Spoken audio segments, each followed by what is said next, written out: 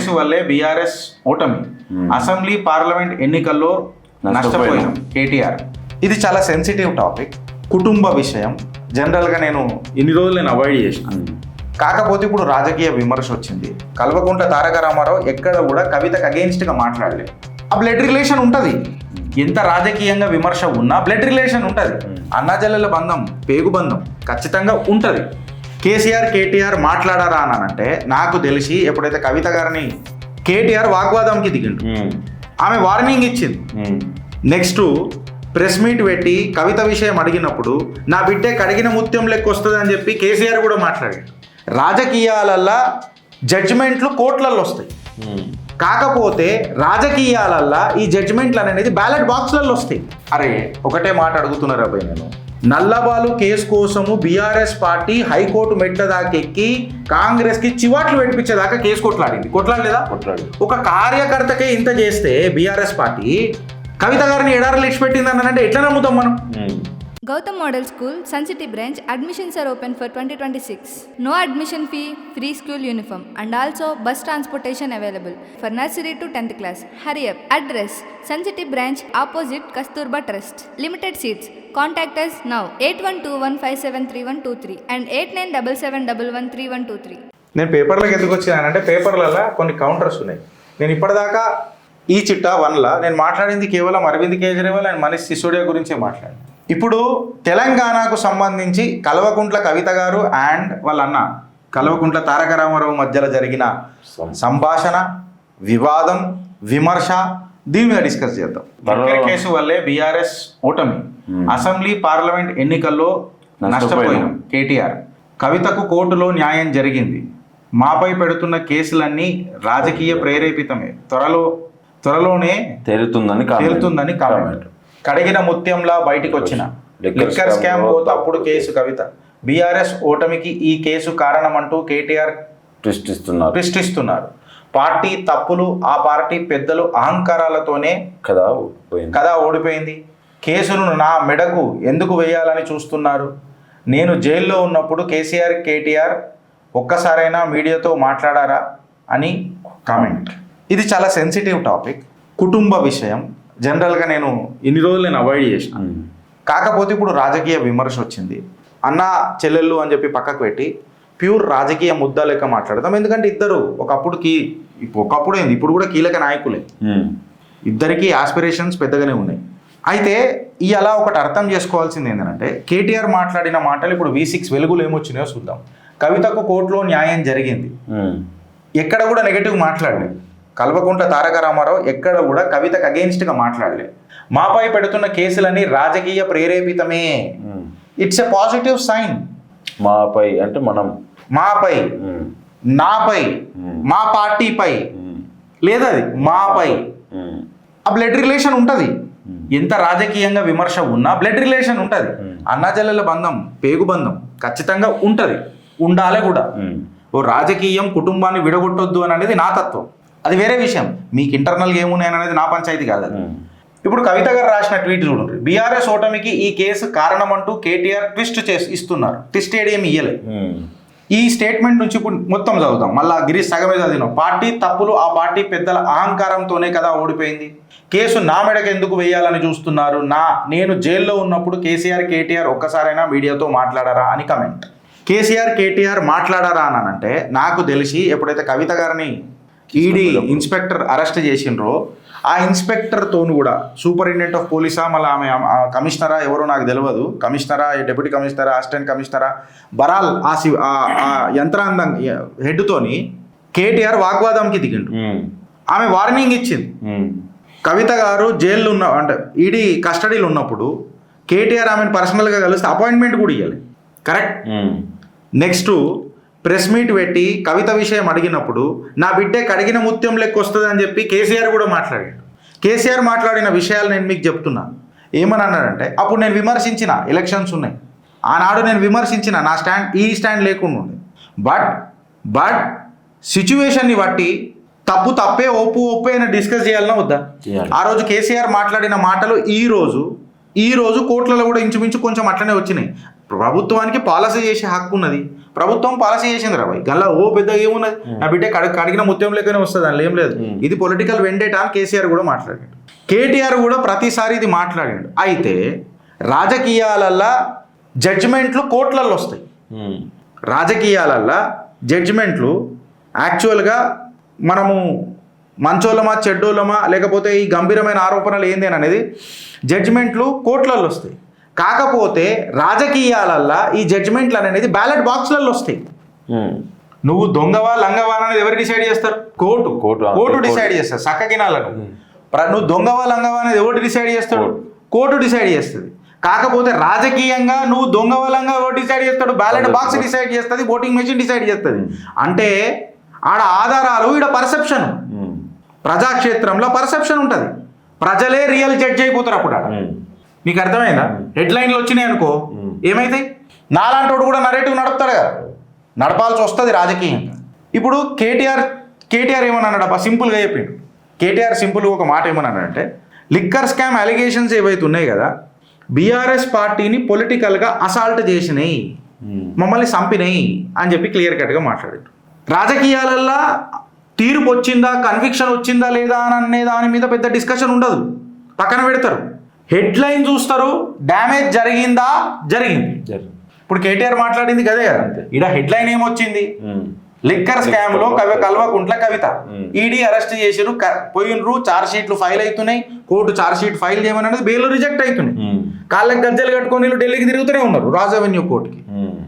రాలేదు పోలేదు అని అనడం నాకు తెలిసి డౌట్, అది తప్పదు, అది వాస్తవం కాదు. లోపల ఏమైందని అనేది నాకు తెలియదు, ఇంటర్నల్గా ఏమైంది అనేది మనకు సంబంధం లేదు. బయటికి కనిపించిందే నేను ఇలా మాట్లాడుతున్నా, ఇప్పటి నుంచి గట్టనే మాట్లాడుతూ మమ్ము చెంపలేసుకోవాలరా నాయన. ఈ రాజకీయ నరేటివ్లలో మనం బలి కావద్దు, ఇక అబ్సల్యూట్గా బలి కావద్దు. సో హెడ్లైన్ల వల్ల పార్టీ డ్యామేజ్ అయిందా? డ్యామేజ్ అయింది. అయితే ఓటర్ అనేటోడు, ఇప్పుడు నువ్వు నేను ఉన్నాం, మనమేమన్నా ఎవిడెన్స్ని భూతద్దం పెట్టి చూస్తామా? చూడు, ఆడ ఫోరెన్సిక్ ఆడిట్ చేయడు బ్రదర్. ఆడేం చూస్తాడు? అభిప్రాయం చూస్తాడు. 4 పేపర్లు ఏం చెప్పినాయి, 4 మెయిన్ స్ట్రీమ్ మీడియాలు ఏం చెప్పినాయి, 4 యూట్యూబర్లు ఏం చెప్పిర్రు చూస్తారు, అభిప్రాయం పోతారు. అరెస్ట్ విజువల్స్ వచ్చినాయా లేవా? వచ్చినాయి. అరెస్ట్ చేసింది వాస్తవమా కాదు? అప్పుడు ప్రజల మనసులలో ఏం కూర్చుండిపోతుంది? లిక్కర్ స్కామ్లలో కల్వకుంట్ల కవిత గారు ఉన్నారు అని చెప్పి ఒకటి పోతుందా పోదా? అంటే పర్సెప్షన్ క్రియేట్ అయిపోయిన తర్వాత ఎక్స్ప్లెనేషన్కి కూడా టైం ఉండదు. ఎందుకంటే అరే ఆరోపణలే. ఇప్పుడు కల్వకుంట్ల కవిత గారు కూడా కోర్టులో కేసేసారు, నా ఆత్మాభిమానాన్ని దెబ్బతీస్తున్నారు ఇట్లా పేపర్లలో రాసి, కోర్టు తీర్పు వచ్చే వరకు ఇట్లాంటివి రాయొద్దని అన్నగానే కూడా నాగిండా మాట్లాడుతూనే ఉన్నారు, కవిత గారిని ఇబ్బంది పెడుతూనే ఉన్నారు. పర్సెప్షన్ ఆగది, పర్సెప్షన్ నడుస్తూనే ఉంటుంది. ఇప్పుడు కవిత గారు ఏమంటున్నారంటే, ఎవరైతే పార్టీల ఇన్ఛార్జీల లెక్క ఉన్నారో వాళ్ళు పార్టీని ఓడగొట్టినరు, అవి ఇంటర్నల్ మిస్టేక్ల వల్ల అనంటే, పార్టీని ఓడగొట్టిన వాళ్ళు ఎవరైతే ఉన్నారో వాళ్ళు ఇచ్చిన సీట్లు కూడా ఎవరైతే కూడా కవిత గారు ఎవరిని ఉద్దేశించి మాట్లాడారో తనకే తెలుసు. ఎవరైతే వాటిలో సీట్లు ఇప్పించుకున్నాడో అక్కడ క్లియర్ కట్గా చెప్తే ఘన విజయంలో బీఆర్ఎస్ కూడా గెలిచిన సీట్లు ఉన్నాయి. సో మళ్ళా మీరెవరైతే అన్నారు చూడు, ఒక వ్యక్తిగత ఆరోపణ ఏదైతే చేసిరు చూడు, మళ్ళా దానికి ఈ నరేటివ్కి మీ దగ్గర సరైన ఆధారాలు ఏమైనా ఉన్నాయా? నాకు తెలిసి ఇది నా అభిప్రాయం, మళ్ళా నేనేం కాంక్రీట్గా చెప్తాను, నా అభిప్రాయం 22 సీట్లు 25 సీట్లను పంచాయతీ జరిగింది కాంగ్రెస్కి బీఆర్ఎస్కి. సిట్టింగ్ వాళ్ళకే ఇచ్చేసేయని అన్నాడు. సర్వే ప్రకారం వీళ్ళు నిలబెడితే వీళ్ళు గెలవరు అని చెప్పి ఏదో ఇంటర్నల్ ఇన్ఫర్మేషన్ కేసీఆర్కి కూడా ఉండే అని చెప్పి చెప్తారు. బట్ సిట్టింగ్ వాళ్ళకే ఇచ్చేసిండట కేసీఆర్. అగర్ ఈ సీట్లు 25 సీట్లు మార్చి ఉంటాయి, ఇలా కాంగ్రెస్ ప్రభుత్వంకి వచ్చేదా? ఖచ్చితంగా ప్రజల మీద వీళ్ళకు భేదాభిప్రాయం ఉండే. సో ఇప్పుడు టికెట్లు ఇచ్చింది అధినేత, కరెక్టా రాంగా? పార్టీ ఏమున్నా మంచైనా చెడైనా ఆయన మీదకే వస్తావు, ఆయన ముఖం చూసి ఊకోవాలి కదా కొన్ని విషయాలు. అప్పుడప్పుడు స్ట్రాటజీ. ఇప్పుడు 2 టర్మ్లు బీఆర్ఎస్ తెలంగాణలో జెండా ఎగిరేసింది ఏనంటే స్ట్రాటజీ ఆయనదే కదా. మీకు అర్థమవుతుంది అనుకుంటా ఫ్రెండ్స్. చాలా డిప్లొమాటిక్గా మనం ఇప్పుడు మాట్లాడాలి. ఎందుకంటే మనం ఇష్టం వచ్చినట్టు వీళ్ళ ట్రాప్లలో పోవద్దు. ఇక అట్లీస్ట్ చిత్రగుప్తులను అయితే మనం పోవద్దు. అందరూ ఒకటే ఉన్నారు, బీజేపీ కాంగ్రెస్ కూడా ఏం పెద్ద తేడా లేదు. ఇక్కడ ఆరోపణలు చేసి మనం పాగలు బనాస్తున్నారు అందరూ.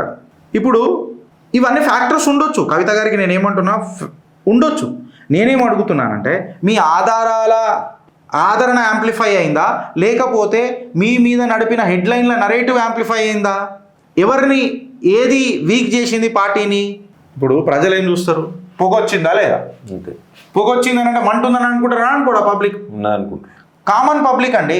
కామన్ పబ్లిక్ ఏముంటుంది, ఆరోపణలు వచ్చినాయా లేవా అనేది ఉంటుంది కదా, ఉంటుందా ఉండదా.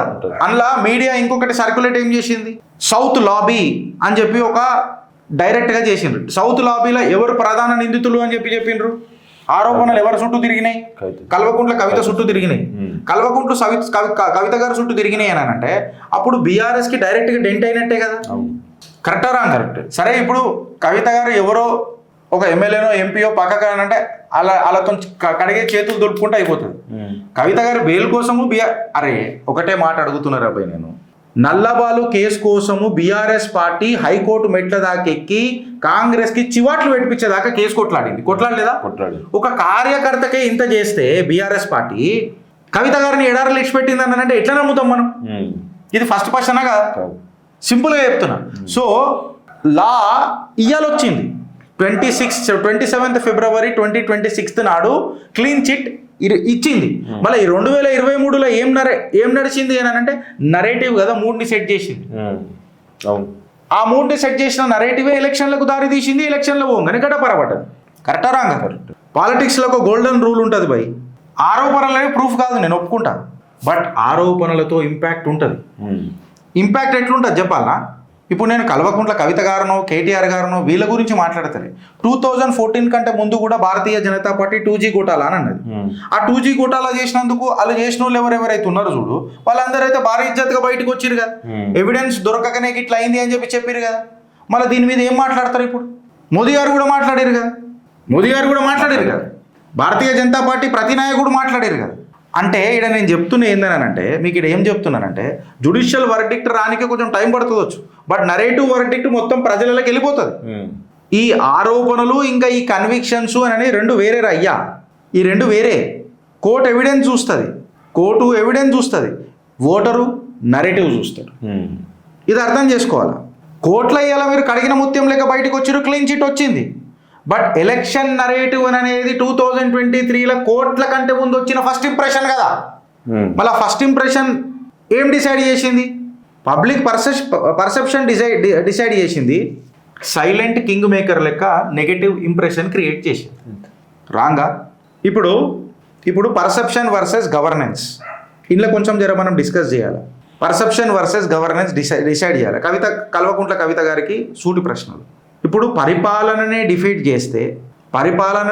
చేస్తే ఇట్లాంటి హెడ్లైన్లను డిఫెండ్ చేయనీకే పథకాల కంటే ఎక్కువ కవిత గారు కడిగిన ముత్యము అని చెప్పి ఎన్నోసార్లు ప్రెస్ మీట్లలో కేటీఆర్ మాట్లాడిండు, బీఆర్ఎస్ నాయకులు మాట్లాడారు, కేసీఆర్ మాట్లాడినారు, చాలాసార్లు మాట్లాడారు.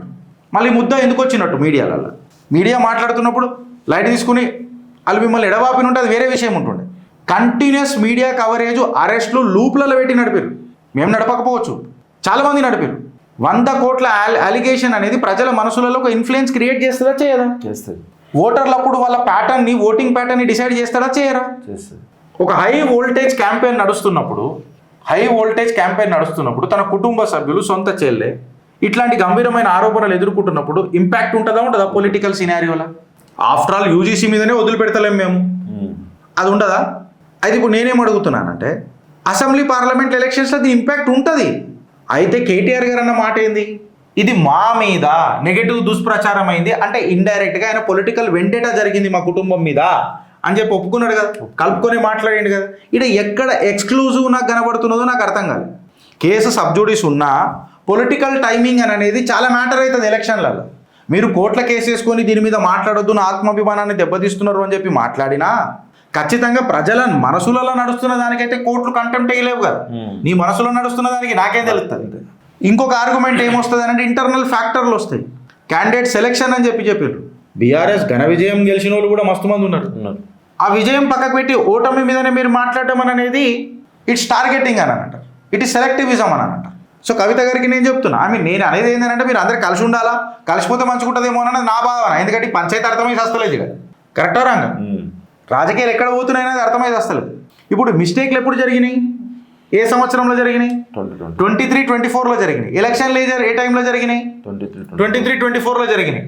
రిజల్ట్ ఎప్పుడు వచ్చింది? ఇప్పుడు 2026లో వచ్చింది. మళ్ళీ దాని మీద ఇంపాక్ట్ ఉండదా? ఉంటుంది. అది బేస్ చేసుకొని కవిత గారు మాట్లాడతారా, ఇది బేస్ చేసుకొని కవిత గారు మాట్లాడతారా? నరేంద్ర మోడీ హైదరాబాద్ ప్రచారం వచ్చిన రోజు ఏమైనా తీసుకొని పోయారు. మరి అంటే గవర్నెన్స్ యొక్క మనం ఏమంటారు లేజీతనము అనుకో, పర్సెప్షనే అనుకో, ఇదంతా బీఆర్ఎస్ మూమెంటంకి అగెయిన్స్ట్గా పనిచేసింది కదా. ఖచ్చితంగా పనిచేసింది. ఎందుకంటే రేవంత్ రెడ్డి కూడా ఒక మాట మాట్లాడిండు కవిత గారు. ఏందనంటే ఆ కవిత గారిని అరెస్ట్ చేస్తే బీఆర్ఎస్కి సింపతి వస్తుంది అని అన్నాడు. బీఆర్ఎస్ ఘన విజయం గెలుస్తుంది అని చెప్పిండ్రు. మళ్ళీ ఈ నరేటివ్ కూడా పరిగణనలోకి తీసుకోవాలి కదా. కరెక్టా రాంగా? నా గట్టి నమ్మకం ఏందనంటే నల్లబాలు కేసులో బీఆర్ఎస్ కవచమై నిలబడ్డదా లేదా కార్యకర్తకు? నిలబడ్డది. హైకోర్టుకు పోయి సుప్రీంకోర్టులో కూడా కాంగ్రెస్కి చివాట్లు పట్టేటట్టు చేసింది. కవిత గారిని ఎందుకు వదిలిపెడుతుందండి? కేటీఆర్ ఆ కమిషనర్లతోనే కొట్లాడిండు కదా. అప్పట్లో కొట్లాడిందంటే వాళ్ళు వార్నింగ్లు ఇచ్చారు కమిషనర్లు. ఇవి జరిగినాయి కదా, మనం అందరం చూసినాం కదా. And I'm not supporting KTR as well, I'm only connecting the dots of what has happened from today. ఇట్లాంటి పంచాయతీలు ఈ ఆరోపణలు పట్టుకొని మనం గోదావరి ఇదొద్దురా నాయన. కుక్కతోక పట్టుకొని మనం గోదావరి ఇదినట్టు అవుతున్నది ప్రతిసారి. బీజేపీలను కూడా నమ్మోదు, ఓపెన్గా చెప్తున్నాయి కదా ఇట్లాంటి ఆరోపణలు చేసినప్పుడు. మళ్ళా ఇప్పుడు నేను ఈ మాట ఎందుకంటున్నానంటే ఐటీ, సిబిఐ, ఈడీ ఇవన్నీ కలిపి నాకు తెలిసి సుమారు 21, 22 రేట్లు జరిగినాయి తెలంగాణ, ఆంధ్రప్రదేశ్లో. ఇంకెక్కువనే జరిగినాయి. ఒక్కడా లోపల పోయిందా? మరి గడివికిరా బీజేపీలు? అదంతా పక్కకు పెట్టుర్రి. ఈడీ కరీంనగర్ గ్రనైట్ మీద రేట్ చేసిందా? 1,08,00,000 రూపాయల ఫైన్ వేసిందా? 1,08,00,000 రూపాయల ఫైన్ వేసినాక ఇప్పటిదాకా ఈఎస్ఐఆర్ అని అంటే దానికి ఒక నార్మల్ ఒక ఫైల్ చేయాలి. ఈఎస్ఐఆర్ ఫైల్ చేయాలి. ఆర్టీఐ చేసిరు పెద్ద మనుషులు కొంతమంది. ఇది మీ పరిధిలోకి రాదు, మీరు అడగొద్దు. ఈడీ మీ పరిధిలోకి ఆర్టీఐ పరిధిలోకి రాదు, మేము సమానం చెప్పాం భగవంతురాన. ఇప్పుడు నేను ఎవడు అనాలా? ఈడీని అనాలా? లేకపోతే ఈ వెనకకేం చక్రం దింపుతున్న వాళ్ళని అనాలా? ఆడెవడు, ఎవరు, ఏంది కథ? అది నా పనా? ఈసీఆర్ ఎందుకు ఫైల్ కాలే అడుగుతున్నా నేను. ఓడు మాట్లాడాలి దీని మీద. మళ్ళీ రేడ్ చేసింది వాస్తవమే, స్కామ్ జరిగింది వాస్తవమే. అర్థమైతలేదు, పీక్కొని చేస్తున్నాం ఈ పీకుడు మాటలు. ఒక కవిత గారికి నేను చెప్పాల్సింది ఏంటంటే, మీరు ముఖ్యమంత్రి కూతురు, ఒక లీడర్ పేరు పదే నేషనల్ పేపర్లల్లో, నేషనల్ మీడియాలలో వస్తుంటే పార్టీ పేరు రాదా? ఇప్పుడు గిరీష్ గారిని నన్ను దాడి చేసిరండి. చిత్రగుప్తు ఛానల్ గిరీష్ పై దాడి అని చెప్పి రాలే, నా మీద దాడి చేసిరు. నా ఛానల్ మీద, నా ఛానల్ బ్రాండ్ మీద కాదు కదా, చిత్రగుప్తు మీద కాదు కదా. చిత్రగుప్తులు అందరూ ఉన్నారు కదా, నవీన్ ఉన్నాడు, జై ఉన్నాడు, హరీష్ ఉన్నాడు, ఇంకిద్దరు ముగ్గురు ఉన్నారు. వీళ్ళ మీద కాలే కదా, నా మీద అయింది కదా. నా మీద కాకుండా చిత్రగుప్తు ఎందుకు పేరు తీసుకుంటే? బికాజ్ చిత్రగుప్తుని రిప్రజెంట్ చేసేది నేను కదా, బ్రాండ్ పేరు వస్తుంది కదా. సో మీరు నమ్మినా నమ్మకపోయినా రాజకీయాలల్లో హెడ్లైన్లు అనేవి రెప్యుటేషన్ డ్యామేజ్ చేస్తే అది పర్సెప్షన్ బిల్డ్ చేస్తుంది. ఇది వాస్తవం. సో ఇవాళ మీరు ఈ బ్లేమ్ గేమ్ని షిఫ్ట్గా కంప్లీట్గా తీసుకుపోయి వీళ్ళ వల్ల పార్టీ నష్టపోయింది, నాది ఏం లేదు అని అనడం అనేది మీ కాల్ని మీరే గొడ్డలతో నరుక్కున్నట్టు. This is nothing but an external political assault against you. నన్ను అడిగితే లీడర్షిప్ అనేది 2 రకాలుగా అక్నాలెడ్జ్ చేసుకోవాలి. ఒకటి ఇంటర్నల్ గ్యాప్స్ ఏమున్నాయి పార్టీలో, అండ్ ఇంపాక్ట్ ఏ రకంగా ఉంది, ఈ సస్టైన్డ్ అలిగేషన్ క్యాంపెయిన్లలో ఇంపాక్ట్ ఏమున్నది అనేది చూసుకోవాలి. ఇది చూసుకుంటే అయిపోతుంది. కోర్ట్సు ఈ ఆరోపణలు నిజమా కాదా ఏమంటారు చెప్తేయచ్చు. బట్ హానెస్ట్గా ఎలక్షన్లు కోర్టు రూమ్లో జరిగాయిగా, ఎలక్షన్లు కోర్టు రూమ్లో జరుగుతాయి. పర్సెప్షన్, అభిప్రాయాలు రాజకీయాలలో చాలా పెద్దపీట ఉంటాయి. అది మీరు ఇగ్నోర్ చేసిర్రు అనుకో, అది స్ట్రాటజిక్ డెనియల్ అవుతుంది. మీరు ఇప్పుడు రాజకీయాలలో కొత్త పార్టీ పెట్టిపోతారా, ఎట్లా పోతారా, అది పక్కకు పెట్టండి. అభిప్రాయం, perception is the reality ma'am, and this is the truth. నేను మీకు ఒక శ్రేయోభిలాషి లెక్క చెప్దామని అనుకుంటున్నాను అంతే. రాజకీయ విమర్శ కాదు ఇది ఎవరి మీద. నేను డిస్క్లైమర్ ఏం చెప్తలేను, ఫ్యాక్ట్స్ ప్రొడ్యూస్ చేసిన. భారత్ మాతాకి జై.